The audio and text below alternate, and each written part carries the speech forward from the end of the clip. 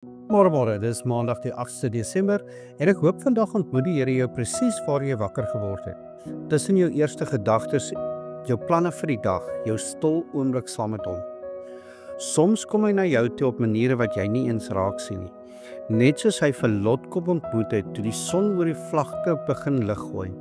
Op die presiese oomblik toe redding skaars 'n paar minute van oordeel af is. Ons gaan aan by Genesis 19 vanaf vers 23 tot 26 en hoor wat die Bybel sê. Die son het opgekom toe Lot Soar bereik. Daardie klein sin dra 'n reuse verhaal. Net toe Lot op die veilige plek instap, begin God die hemel oopmaak.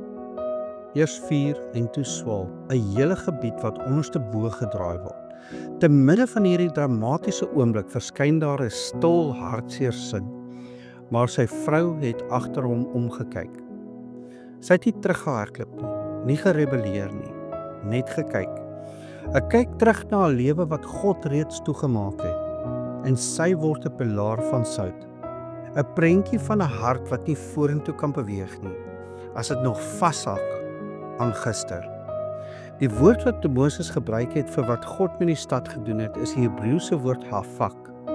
Hafak beteken eenvoudig om iets heeltemal om te keer. Dink aan 'n pan wat jy onderste bo draai. Wat binne was, is nou buite.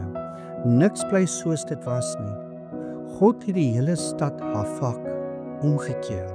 Maar net 'n paar verse later sien ons, Lot se vrou se lewe word ook hafak omgekeer.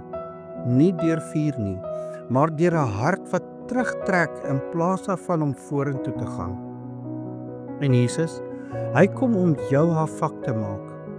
Nie deur oordeel nie, maar deur sy genade.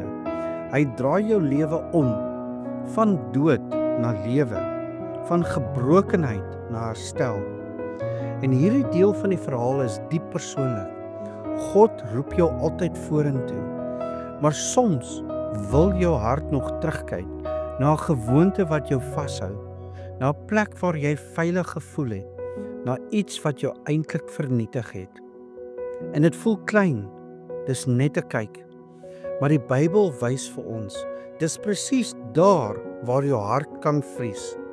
Nie omdat God jou straf nie, maar omdat jy nie in twee rigtings kan loop nie. Lot beweeg vorentoe en leef.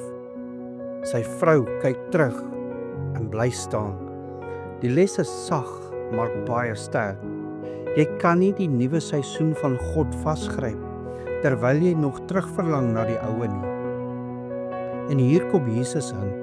Hy roep jou nie vorentoe met 'n stok nie. Hy vat jou hand. Hy stap saam met jou. Hy draai jou gesig reg van toe na nou. Kom ons bid saam. Onse Here God, dankie dat U ons roep om vorentoe te beweeg.